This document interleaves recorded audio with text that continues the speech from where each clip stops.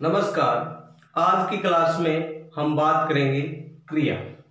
क्रिया है किसे कहते हैं, इसके प्रकार, इस सब पर चर्चा करेंगे। सबसे पहले हम क्रिया का सामान्य परिचय कर लेते हैं। क्रिया क्या है? यदि हम बात करें क्रिया, तो अंग्रेजी पढ़ते हैं तो अंग्रेजी में क्रिया के स्थान पर हम नाम लेते हैं वर्ब। अंग्रेजी में क्रिया को क्या कहते हैं? वर्ब। और यदि हम बात करें कि हमारी हिंदी भाषा की जननी है संस्कृत, यानी मूल भाषा जिसको कहते हैं संस्कृत। संस्कृत में इसी क्रिया के लिए धातु शब्द काम में लिया जाता है। संस्कृत में इसका मतलब क्रिया को धातु। और संस्कृत से जब हिंदी में आया तो हम बात करें हिंदी भाषा की, हिंदी में क्रिया शब्द किसे कहते हैं? संस्कृत के धातु शब्द में, संस्कृत की जो धातु होती हैं उसमें नाम प्रत्यय जोड़ने से जो शब्द बनता है उसी शब्द को क्रिया शब्द कहते हैं। तो हमें इतना ही ध्यान में रखना है कि संस्कृत में जिस धातु के साथ, संस्कृत की धातु के साथ नाम प्रत्यय का जब योग होता है तो वो क्रिया बन जाता है। पढ़ धन ना पढ़ना, चल धन ना चलना। तो यही क्या है? पढ़ना और चलना, ये शब्द हैं जो क्रिया शब्द हैं। तो कह सकते हैं कि मूल भाषा यानी संस्कृत भाषा में धातु रूप में, मूल भाषा या संस्कृत भाषा में धातु रूप में नाम प्रत्यय जोड़ने से बना शब्द क्रिया कहलाता है। तो क्रिया इसका मतलब क्या है? एक शब्द है और क्रिया एक शब्द है। और शब्द में क्रिया कैसा है? शब्द के दो भेद देखे थे, विकारी अविकारी। तो क्रिया शब्द कैसा है? क्रिया एक विकारी शब्द है, यानी लिंग वचन काल के आधार पर इसके रूप में परिवर्तन होता है। तो अब हम क्रिया की जो व्यवस्थित परिभाषा की बात करें, इतना परिचय यदि हमें ध्यान में है तो कोई कठिनाई नहीं होगी। वे विकारी शब्द, क्योंकि क्रिया शब्द है, कैसा है? विकारी। वे विकारी शब्द जिनके द्वारा किसी कार्य का होना या करना पाया जाए, यानी ऐसे विकारी शब्द जिन विकारी शब्द से किसी कार्य का करना या कोई कार्य संपन्न किया जा रहा है, उन्हें क्रियापद कहते हैं। क्रियापद किन्हें कहते हैं? वे विकारी शब्द जिन शब्दों के माध्यम से किसी काम का करना या होना पाया जाता है, वो विकारी पद शब्द हैं जो पद कहलाते हैं, क्रियापद कहलाते हैं। क्रिया के निम्न आधार पर भेद किए जाते हैं। अब क्रिया के आधार, निम्न आधार पर, यानी अलग अलग आधार पर अलग अलग भेद पढ़ेंगे। हम पढ़ेंगे कर्म के आधार पर क्रिया के भेद, प्रयोग या रचना के आधार पर क्रिया के भेद, काल के आधार पर क्रिया के भेद। कर्म के आधार पर हम क्रिया के दो भेद पढ़ेंगे। प्रयोग या रचना के आधार पर हम क्रिया के 8 भेद पढ़ेंगे और काल के आधार पर हम क्रिया के 3 भेद पढ़ेंगे। क्रिया के भेद। कर्म के आधार पर क्रिया के भेद। कर्म के आधार पर क्रिया है जो दो प्रकार की होती है, अकर्मक एवं सकर्मक। कर्म के आधार पर जो क्रिया के भेद हैं, अकर्मक क्रिया और सकर्मक क्रिया। अकर्मक की यदि हम बात करें तो इसके टुकड़े करें धन कर्म, और सकर्मक की यदि हम बात करें तो इसके टुकड़े करें स धन कर्म। ये जो ए और स है, दोनों के दोनों क्या है? उपसर्ग है। और उपसर्ग, ए उपसर्ग का यह अर्थ, ए का अर्थ उपसर्ग में नहीं के रूप में प्रयोग लिया जाता है, और स का अर्थ लिया जाता है उपसर्ग के रूप में सहित या साथ में, सहित या साथ में। तो अब हम कह सकते हैं कि जिस वाक्य में क्रिया के साथ कर्म उपस्थित नहीं है वो वाक्य अकर्मक है। जिस वाक्य में क्रिया के साथ कर्म उपस्थित रहता है वो वाक्य सकर्मक वाक्य कहलाता है। हम जो क्रिया पढ़ रहे हैं, क्रिया सकर्मक है या नहीं, अब यह वाक्य की बात नहीं, क्योंकि क्रिया एक शब्द है और वो शब्द कैसा है? विकारी है, जो लिंग रूप वचन काल के अनुसार परिवर्तित होता रहता है। तो कर्म के आधार पर क्रिया के जो दोनों भेद हैं, हम सबसे पहले देखें अकर्मक क्रिया। क्रिया का प्रभाव कर्ता पर, यानी क्रिया का प्रभाव सीधे कहां पर पड़ेगा? कर्ता पर, क्योंकि क्रिया का ये ऐसे बनता है, जैसे हम बात करें कर्ता, कर्म व क्रिया पद के हिसाब से। यदि हम बात करें, ये निर्धारित पद के हिसाब से बनता है कर्ता, कर्म, क्रिया। क्रिया अपने नजदीकी पर प्रभाव डालती है। तो यदि कर्म उपस्थित है तो क्रिया का प्रभाव पहले किस पर पड़ेगा? कर्म पर, और कर्म पर पड़ेगा वो वाक्य होगा सकर्मक। और यदि जिसमें कर्म उपस्थित नहीं होगा तो क्रिया का सीधे प्रभाव कहां पड़ेगा? कर्ता पर, तो वो क्रिया होगी अकर्मक क्रिया। क्रिया का प्रभाव कर्ता पर पड़ता है, कर्म प्रयुक्त नहीं होता। अकर्मक में कर्म प्रयुक्त नहीं होता, जैसे चलना, सोना, उठना, रोना, नहाना, हंसना, उड़ना, ये क्रियाएं सदैव अकर्मक होती हैं। राम चलता है, सीता सोती है, मोहन उठता है, मोनिका रोती है, मोहन नहा रहा है, सीता हंस रही है, पक्षी उड़ रहे हैं। ये सारे के सारे वाक्य किस में चले जाएंगे? अकर्मक में चले जाएंगे। दूसरी बात हम पढ़ेंगे सकर्मक। क्रिया का प्रभाव कर्म पर पड़ेगा, क्योंकि सबसे पहले क्रिया नजदीकी पर प्रभाव डालती है, तो क्रिया का प्रभाव पड़ेगा कर्म पर, और क्रिया के साथ कर्म प्रयुक्त होगा तभी कर्म पर प्रभाव पड़ेगा। तो दो बातें दोनों की दोनों समान। अब सकर्मक क्रिया के कुछ क्रियाएं देख लेते हैं। लिखना, पढ़ना, खाना, पीना, देखना, ये क्रियाएं सदैव क्या होती हैं? सकर्मक क्रियाएं होती हैं। मोहन पुस्तक लिख रहा है, राम पुस्तक पढ़ रहा है, सीता भोजन खा रही है, माताजी दूध पी रही है, बच्चे टीवी देख रहे हैं। तो ये क्या है? सकर्मक क्रिया के वाक्य हैं। अब हमें सकर्मक क्रिया के हम पढ़ेंगे आगे जाके दो भेद। अकर्मक का कोई भेद नहीं पढ़ेंगे, सकर्मक क्रिया के दो भेद पढ़ेंगे। एक कर्मक क्रिया, यानी जिस वाक्य में एक ही कर्म होगा, और द्विकर्मक क्रिया। द्विकर्मक क्रिया का दूसरा नाम कई बार पूछा जा सकता है बहुक्रमिक क्रिया, क्योंकि द्वि शब्द संस्कृत भाषा का है और हिंदी में इसके लिए बहु शब्द काम में लिया गया है। अब हम किसी भी वाक्य में क्रिया पहचानेंगे कि वाक्य सकर्मक क्रिया का है या वाक्य अकर्मक क्रिया का है। उसकी पहचान के ये तीन तरीके यदि हमें ध्यान में है तो हमारा प्रश्न गलत नहीं होगा। सबसे पहला, क्या का प्रयोग कर प्रश्न बना लेते हैं। क्या का प्रयोग करके प्रश्न बना लेते हैं और प्रश्न का उत्तर हाँ में आ जाता है, तो उस वाक्य में क्रिया है जो सकर्मक क्रिया का वाक्य होगा। दूसरी बात, यदि इससे पता नहीं चलता तो हम पद परिचय के आधार पर देखते हैं कर्ता, कर्म, क्रिया।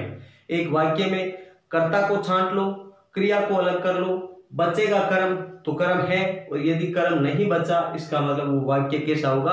अकर्मक होगा। और यदि दोनों बातों से पता नहीं चले तो तीसरी पहचान है काल बदलना। यदि कोई वाक्य वर्तमान काल का वाक्य है तो उसको हम क्या करेंगे? भूतकाल में बदल देंगे, और काल हमेशा भूतकाल करके ही देखा जाएगा। भूतकाल में बदलने से हमें पता चल जाएगा कि वाक्य में क्रिया सकर्मक है या अकर्मक क्रिया का वाक्य है। जैसे हम देखें, निम्न में अकर्मक क्रिया है, एक प्रश्न हमारे सामने है, तो इसको पहचानेंगे हम इसके आधार पर। वैसे तो हमें पता ही है, खाना, सोना, पीना, देखना, ये हमने देखा भी है। जैसे खाना, पीना, देखना, तीनों सदैव कैसी होती है? सकर्मक। सोना हमेशा के लिए कैसी होती है? अकर्मक क्रिया। लेकिन हम क्या का प्रयोग करके प्रश्न बना लेते हैं तो भी पता चल जाएगा। क्या खाना, यानी कुछ न कुछ खाया जा रहा है। क्या पीना, कुछ न कुछ पिया जा रहा है। क्या देखना, कुछ न कुछ देखा जा रहा है। लेकिन क्या सोना, इसका कोई निर्धारित उत्तर नहीं आ रहा। इसका मतलब हम कह सकते हैं कि यह जो सोना शब्द है वो अकर्मक है, इसमें कर्म उपस्थित नहीं है। अब हम काफी वाक्य देखेंगे, इसके आधार पर यदि तीन बातों के आधार पर हम आराम से पहचान सकते हैं कि इस वाक्य में अकर्मक क्रिया है या इस वाक्य में सकर्मक। हम बात कर रहे हैं अकर्मक एवं सकर्मक क्रिया के उदाहरण। यानी परीक्षा में कैसे पूछा जाता है और हमें कैसे पहचानना है उस चीज की बात करेंगे। पहला प्रश्न है, मोहन आम खाता है। तो मोहन आम खाता है, इस वाक्य, ये मतलब वाक्य सकर्मक है या अकर्मक क्रिया का है? तो हम कह सकते हैं ये वाक्य सकर्मक क्रिया का है। सकर्मक क्रिया का, क्योंकि यानी इस वाक्य में जो क्रिया है वो कर्म सहित है, यानी इस वाक्य में कर्म कहीं न कहीं है। तो इसकी पहचान हमने बात की थी, तीन तरह की पहचान सकते हैं।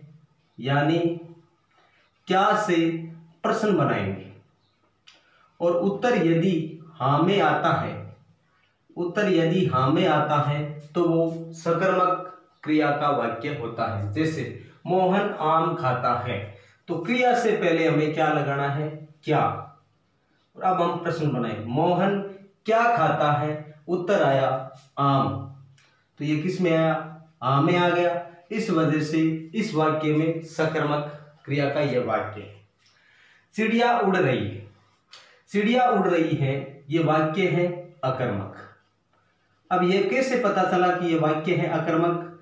तो हमने अकर्मक की बात की थी कि इसमें क्या से प्रश्न बनाए। चिड़िया क्या उड़ रही है, यह भी हो गया। इसके अलावा हम दूसरे प्रकार से इसको पहचाने, पद परिचय के प्रकार से, जैसे कर्ता, कर्म व क्रिया, इस तरीके से वाक्य बनता है। तो हमें देखना है कि इस वाक्य में चिड़िया क्या है? उड़ने का काम कर रही है, चिड़िया यहाँ करता है। उड़ रही है, ये क्या है? क्रिया है। तो इसमें कर्ता भी है, क्रिया भी है, लेकिन कर्म है नहीं। इस वजह से हम कह सकते हैं कि ये वाक्य है अकर्मक। राम गाड़ी चलाता है, वाक्य कैसा है? सकर्मक है। कैसे पहचाना कि वाक्य सकर्मक है? क्योंकि राम करता है, चलाना क्रिया है, गाड़ी क्या है? कर्म है। तो इसमें कर्म उपस्थित है, तो हम कह सकते हैं सकर्मक। इसके अलावा ऐसे वाक्यों में यदि हमें पहचानने में कठिनाई हो, तो हम काल के आधार पर, यानी इसको यदि काल के आधार पर देखें, इसको भूतकाल का वाक्य बनाए, तो 100% हमें पता चल जाएगी किसे। राम गाड़ी चलाता है, वर्तमान काल का है, तो हम भूतकाल में ले जाएंगे। राम ने गाड़ी चलाई। जैसे ही भूतकाल का वाक्य बनाया, भूतकाल में परिवर्तित किया, तो कर्ता के ठीक आगे ने आ गया, और कर्ता के ठीक आगे ने आने के बाद हम कह सकते हैं कि 100% ये वाक्य है। कैसा है? सकर्मक। कमला ने शांति को पुस्तक दी। तो इसमें तो हम सीधा का सीधा पहचान सकते हैं, कर्ता के आगे ने विभक्ति है और कर्म के आगे को विभक्ति होती है। शांति को, तो एक तो मतलब यह हो गया कर्म उपस्थित है। इसके अलावा पुस्तक भी या कर्म है, यानी दो कर्म है। तो अब हम कह सकते हैं कर्म है, इसका आधार पर हम कह सकते हैं कि वाक्य कैसा है? सकर्मक है। लेकिन सकर्मक के हम दो भेद पढ़े, एक कर्मक और द्विकर्मक, दो कर्म साथ में। तो इसमें दो कर्म है, तो अब इसको कह सकते हैं बहुक्रमक। बहुक्रमक कैसे? क्योंकि कमला ने किसको क्या दी, ऐसे वाक्यों में किसको क्या से भी हम प्रश्न बना सकते हैं। और या हम कह सकते हैं कि को विभक्ति से जुड़ा हुआ है, तो कर्म निर्धारित है, और पुस्तक देना क्या से, कमला ने शांति को क्या दी, उत्तर आ गया पुस्तक। क्या और किसको से भी प्रश्न बना के हम पहचान सकते हैं। रमेश सो चुका है, वाक्य कैसा है? रमेश सो चुका है, वाक्य है अकर्मक। कैसे पहचानेंगे कि वाक्य अकर्मक है? हमें तीनों में से कोई न कोई एक पहचान जरूरी ध्यान में होनी चाहिए। रमेश करता है, सोना क्रिया है, तो कर्ता और क्रिया दो ही है, इस वजह से कर्म है ही नहीं, तो यह अकर्मक है। संजय बहुत तेज दौड़ता है, ये भी वाक्य कैसा है? अकर्मक है। कैसे पता चला कि संजय बहुत तेज दौड़ता है? अकर्मक है। छांटते जाओ, ये क्या हो गया? संजय हो गया कर्ता, दौड़ना हो गई क्रिया। अब बात करें कर्म की। बहुत तेज। तो बहुत तेज क्या है? तेज शब्द या कर्म नए होके क्या है? यह है क्रिया विशेषण, यानी अविकारी शब्द है और इसमें विकारी शब्द होना चाहिए। कर्म है जो एक विकारी शब्द है, क्योंकि वो संज्ञा या सर्वनाम से निर्मित होता है, तो ये अविकारी शब्द है बहुत तेज, इस वजह से कह सकते हैं कि यह कर्मक है। पेड़ से पत्ता गिरा, पेड़ से पत्ता गिरा वाक्य कैसा है? अकर्मक है। इसकी भी पहचान का तरीका सीधा सा है। गिरना क्या है? क्रिया है। अब गिरना क्रिया है। अब इसमें पत्ता क्या है? पत्ता, हम प्रश्न ऐसा बना लेते हैं पेड़ से क्या गिरा? पत्ता। तो ये प्रश्न गलत है, क्योंकि हमें ये तीनों चीजें, अब उसका पद परिचय भी ध्यान में होना चाहिए कि इसमें कर्ता कौन, यानी गिरना क्रिया है, क्रिया कुछ न कुछ हुई है तो कर्ता के द्वारा हुई है। गिरने का काम किसने किया है? पत्ते ने। तो पत्ता यहाँ क्या है? काम करने वाला कर्ता है, कार्य करने वाला है, तो पत्ता यहाँ करता है। पेड़ से अलग होने के रूप में तो हम कह सकते हैं ये अपादान कारक है। अपादान कारक का प्रयोग हुआ है, तो कर्म कारक है ही नहीं, इस वजह से ये अकर्मक। सरिता नाटक देख रही है, तो सीधा का सीधा है सरिता करता है। क्या देख रही है? नाटक। नाटक क्या है? सरिता, ये हो गई कर्ता, नाटक हो गया कर्म, और देख रही है जो हो गई क्रिया। तो इस आधार पर हम कह सकते हैं ये कैसा वाक्य है? सकर्मक वाक्य है। यानी हम यदि तीनों नियमों के आधार पर किसी वाक्य को पहचानेंगे कोई कठिनाई नहीं होगी। मनीष पत्र लिख रहा है, तो मनीष क्या लिख रहा है? पत्र लिख रहा है। वाक्य कैसा है? सकर्मक है, सीधे पहचान सकते हैं। पक्षी आकाश में उड़ रहे हैं, पक्षी आकाश में उड़ रही, ये पहचानना है, ये कैसा है? अकर्मक है। पहचाने देखें कि उड़ना, उड़ना क्या है? क्रिया है। ये क्रिया कौन कर रहा है? पक्षी कर रहे हैं, तो कर्ता कौन है? पक्षी है। अब हमें ढूंढना है कर्म। कर्म है नहीं, क्योंकि आकाश में, तो ये कारक हो गया यहाँ अधिकरण, इस वजह से हम कह सकते हैं कि इसमें अकर्मक, ये अकर्मक है। मोहन अखबार पढ़ रहा है, तो मोहन क्या पढ़ रहा है? क्रिया से पहले क्या लगा लो? अखबार, तो ये हो गया सकर्मक। और सकर्मक के दो भेद होते हैं, ये हमने देख लिए। सकर्मक के जो दो भेद हैं थोड़ा और जान लेते हैं। सकर्मक के दो भेद होते हैं, एक कर्मक और दूसरा हो गया द्विकर्मक। यानी जहां वाक्य में एक कर्म होता है तो एक कर्मक हो गया, जहां वाक्य में दो कर्म होते हैं तो द्विकर्मक। इस आधार पर, कर्म के आधार पर हम वाक्य में आराम से पहचान सकते हैं कि वाक्य का कौन सा भेद है, सकर्मक है या अकर्मक।